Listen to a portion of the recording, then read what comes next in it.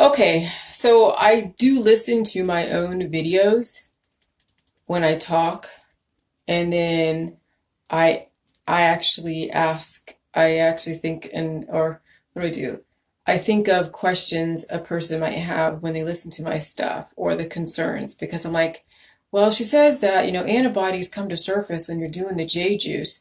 And, when people have antibodies come to surface from, vaccines or from viruses, how is that not different? How can that not kill you over, how can that be different than, a virus or a vaccine that someone could get injured from?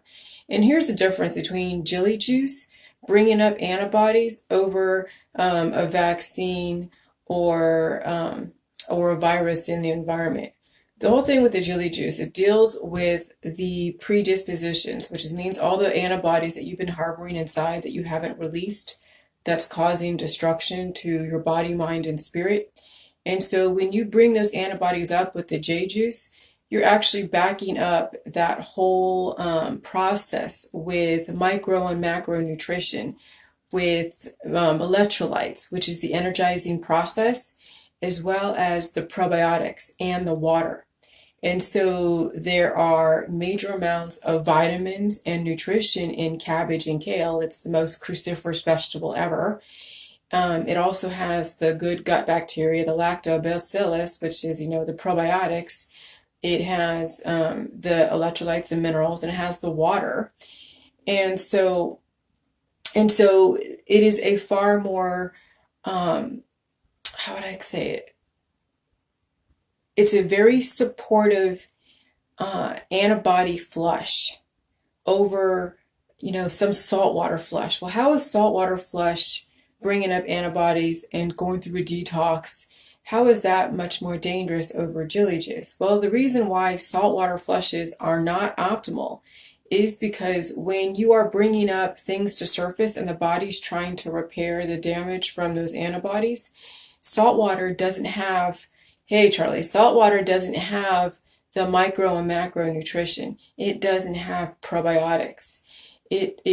Salt water is just salt water. It's an energizing force. It energizes all of your anomalies. And so what happens is, even though it triggers your immune system, if you have malabsorption and malnutrition, then what the salt water does, it energizes the body to steal from Peter to pay Paul.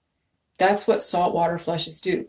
So with the jelly juice, when you're bringing up antibodies and bringing up antigen antibodies, all of that stuff, now you're backing that whole bringing up to surface antibodies, you're backing it up with micro and macronutrition, the water, and the probiotics.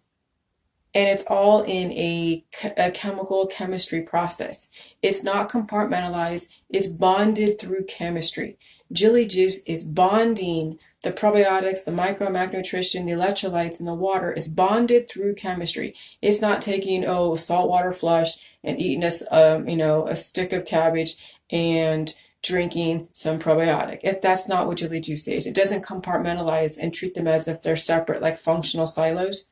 Okay, when you have a probiotic here and a salt water here, and then a micro and macronutrition here. Well, in the holistic world, they compartmentalize this stuff. So you take the saltwater flush and you eat your cabbage and you drink your probiotic, and people think that that's all you got to do. And that's why you're not seeing the healing.